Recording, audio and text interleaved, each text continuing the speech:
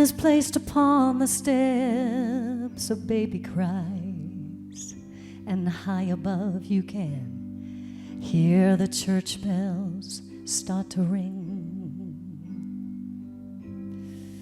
And then the heaviness, all the heaviness, the body settles in. Somewhere you can hear a mother sing.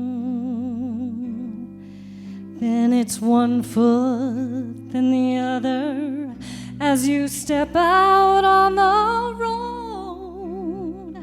Step out on the road. How much weight? How much weight? Then it's how long and how far and how many times. Oh, before it's too late. Calling all angels, calling all angels. Walk me through this one. Don't leave me alone. Calling all angels, calling all angels. We're trying, we're hoping, we're not sure how.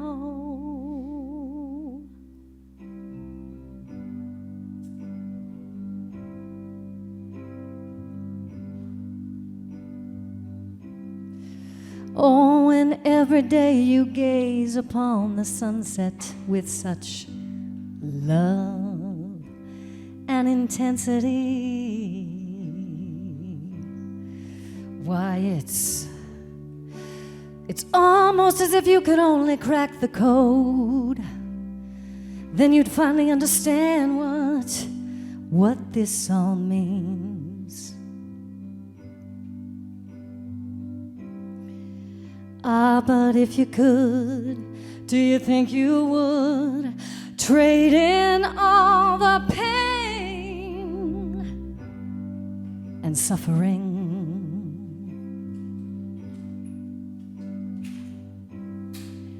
Ah, but then you'd miss the beauty of the light upon this earth, and oh, the sweetness of your leaving.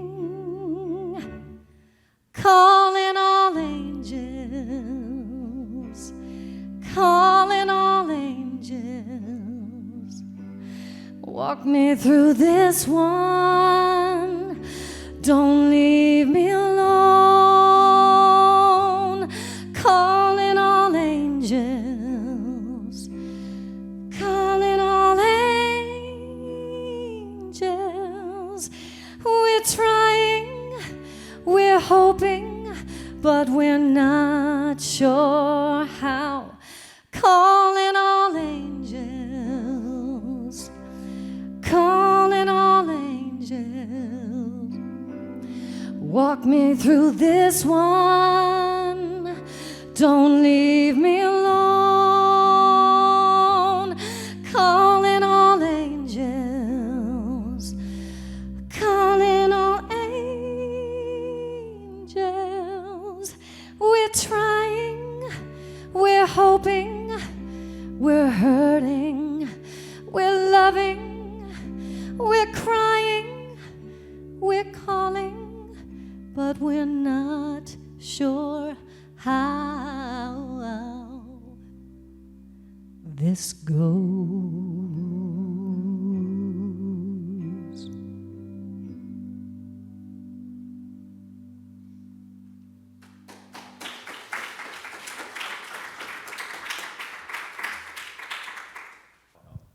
Ah, that's better. My talk title today was originally Togetherness, but I changed it at the last minute because I realized it's about this thing called Ubuntu, which you may have heard of before. It's an African philosophy, and it has several translations, but the most common translation is, I am because we are. Isn't that beautiful? I am because we are. Or a person is a person because of other people. Now, what the heck does that mean? It's interesting. It's almost like a riddle.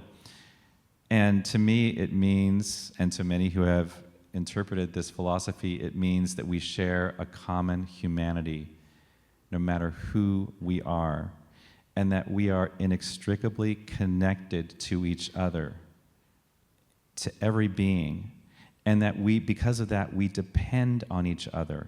There is no individual who is solely self-sufficient. You need others. We need each other to make the world happen. And Desmond Tutu had some things to say about this. He said about Ubuntu, he said, you cannot be human on your own. You become human through relationships with other people. We wouldn't be able to speak to each other. Just think of that. We wouldn't be able to speak to each other or learn how to walk if it weren't for imitating others early in our life. Just our very language depends upon us learning from each other. And he goes on to say, we're not human because we think. We're human because of our relation with other beings. Nelson Mandela is also said to be a great example of Ubuntu. And here's a man who spent 27 years of his life in prison giving awareness to the plight of those who were suffering because of apartheid in South Africa. And he did this because of his compassion and his awareness that there are no lesser beings here. There are no lesser humans. We are all connected. We are one. And we need to treat everyone as if they are us, even the stranger. And he said this. He said, in the old days, a traveler would travel through a village. He would stop at the village, but he wouldn't have to ask for food or water. The people would just take him in, feed him, house him until he was ready to move on. So there was a way of being that was about sharing, about community, about compassion, about embracing a stranger as one of us. And this made me think about the Bible verse in Leviticus 19 that says, when a foreigner resides among you in your land, do not mistreat them. The foreigner residing among you must be treated as your native born. Love them as yourself, because you were once foreigners in Egypt. Does that have any relevance to today? I think so. So it's amazing. So this is the spirit of Ubuntu. And in this Ubuntu way, you treat others with respect. And the people that are held with the highest esteem in this Ubuntu principle are those that help take care of others, that help serve others with compassion. Those are the most prestigious people in society. Instead of, in the West, when we think of the most prestigious people in society, we think of, okay, movie stars, we think of who's at the top of the Forbes 100 list, and they're actually, they're actually competing. It's not like a passive statistic. We hear about it all the time. Oh, today, Mark Zuckerberg fell to number 3 in the worldwide position on the Forbes richest people list, right? They're competing with each other. And the interesting thing is, the richest person in the world, worth $400 billion, has only given away $7 billion to philanthropy. They say that no one truly needs even $1 billion. You can barely count it. You can barely count it. But because people are in competition to see who's the richest, they're not going to give away through philanthropy. And I think it's a shame. So, that I think the world should be focused on Ubuntu instead of wealth. Last year, I came across another story about Ubuntu, and it goes like this. A Western anthropologist visited Africa, where this whole philosophy came from, and he went to a village, And he said, we're going to play a game. And he had the people of the village gather around a big tree and make a circle about 100 meters wide around the tree. And then in the middle, right underneath the tree, he put a basket of fruit. And he said, okay, everybody, I'm going to count to 3. And when I finish counting to 3, I want you to all see who is the fastest, because whoever is the fastest is going to get the fruit and is going to keep that fruit. And these were, this village was not exactly wealthy with these types of fruit, and it was something that anybody would want. So he counted to 3, and what did they do? They all ran together, and they all ate the fruit together. And he said to them, why did you do that? And they said, how can one of us be happy if the rest of us are sad? It's so simple. It's so simple. How can one of us be happy when the rest of us are sad? That's what community is. That's why we pray with each other out loud, not only because of the power of prayer, because we want to share. How can we be happy when you're sad, right? So we want to uplift you.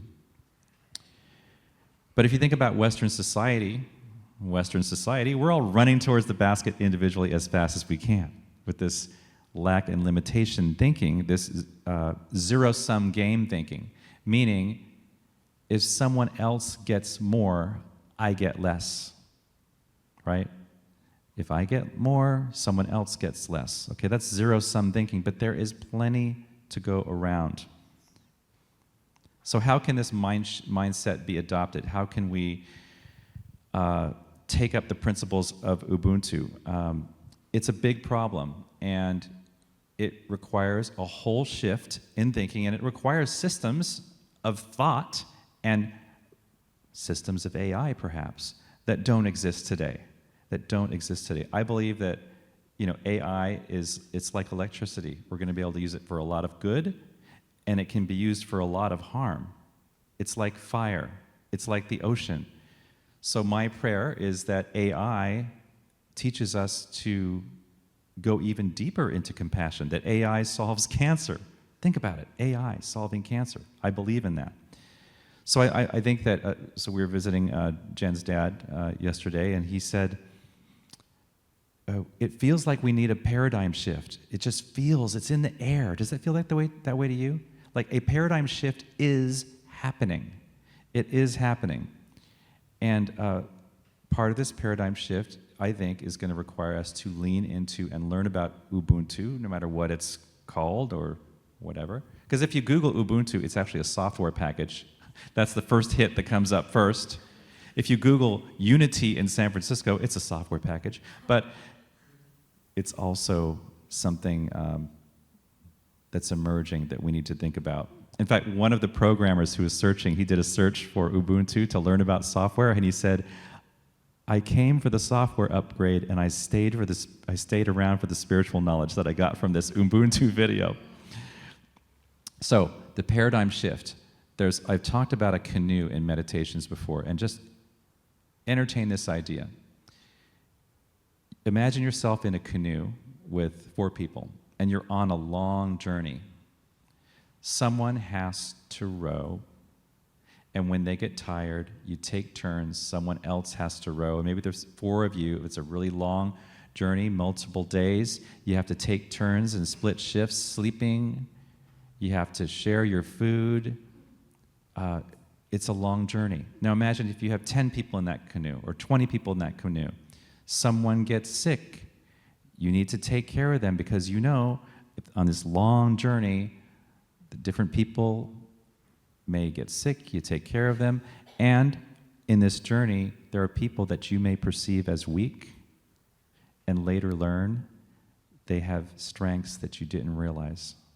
That's life, right? So think about this canoe as the world. The world is our canoe. So are we going to litter in this canoe? No.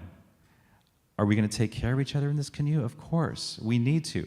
One thing about the astronauts, besides Katy Perry, that went up, I had to say that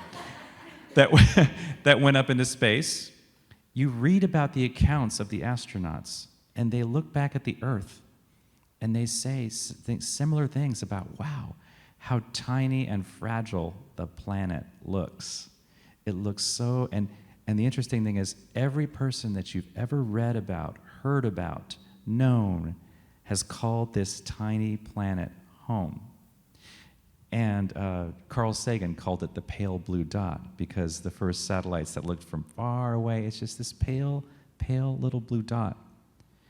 So in this place, this pale blue dot, we have to think we're so interconnected and dependent upon each other on this fragile yet powerful place called planet Earth. This fragile human species, this powerful human species. So, in closing, I'm thinking about a couple of ideas that I would say would help us capture the spirit of Ubuntu and espouse the principles of Ubuntu. And one is how we treat each other. That's an obvious one. And I was thinking about 9/11. Where were you during 9/11? And what did you notice in the days after? You saw, I saw people going back into the towers, back into the rubble to rescue people, risking their own lives. I saw flags flying on the freeway, American flags that had no political meaning other than we are together, right? And I saw people reaching out to each other, not asking each other, are you a Democrat or a Republican? But people felt there was unity. Unity was happening. So sometimes it takes a very scary event to bring us together. The floods, right after the floods, I'm reading that people have lost so many possessions that are floating, and maybe have been found in some mud somewhere, and they're precious things. Or maybe they're not precious to the person that found them, but it's maybe a dollhouse or something that was really precious to somebody. And so there's an organization of volunteers that is going on Facebook, and they're setting up these groups, and they're taking pictures of all these things, saying, if you own this, come to me. And it's just volunteers reaching out to each other. It's that spirit of Ubuntu. It's that spirit of healing that is happening. So, what else about Ubuntu? A South African leader named John Lockley said, the key to growing Ubuntu nature is to recognize our shadow emotions and to recognize when we are being holding someone with prejudice or judgment. And Jo can say a lot about this because she studies, she's done workshops on unconscious bias.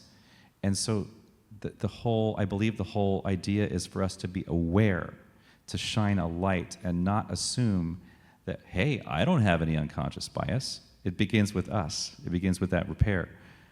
So that's part of Ubuntu. And Martin Luther King, along those lines, said, darkness cannot drive out darkness. Only light can do that. Hate cannot drive out hate. Only love can do that. So bias cannot drive these things out. Awareness can. And it's easier to do that when you see the other person as yourself. That's why we often say namaste around here. Namaste, I see the God in you.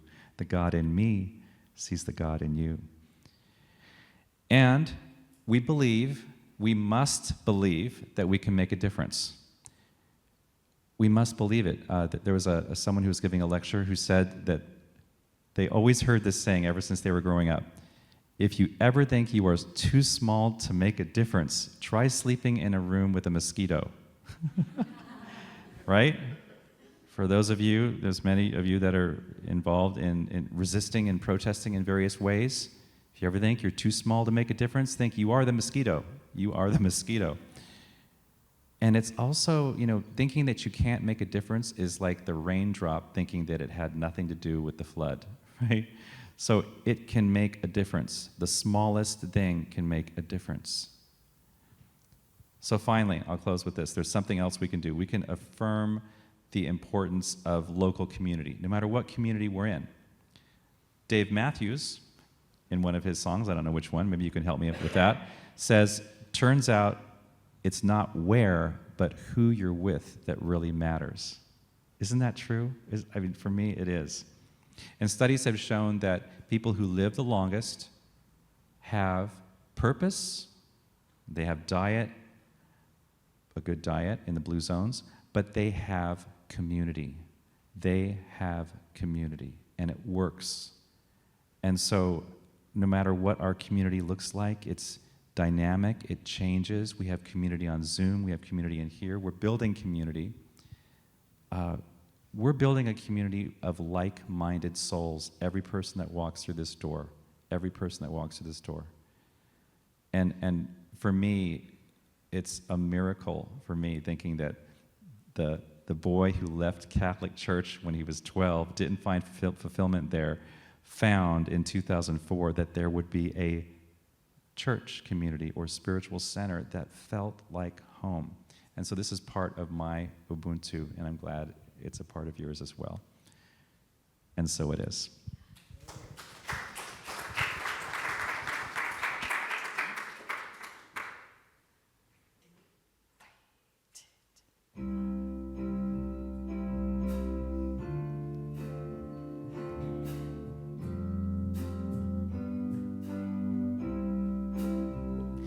All is well, I can rest, I am safe. All is well, all is well, I can rest, I am safe.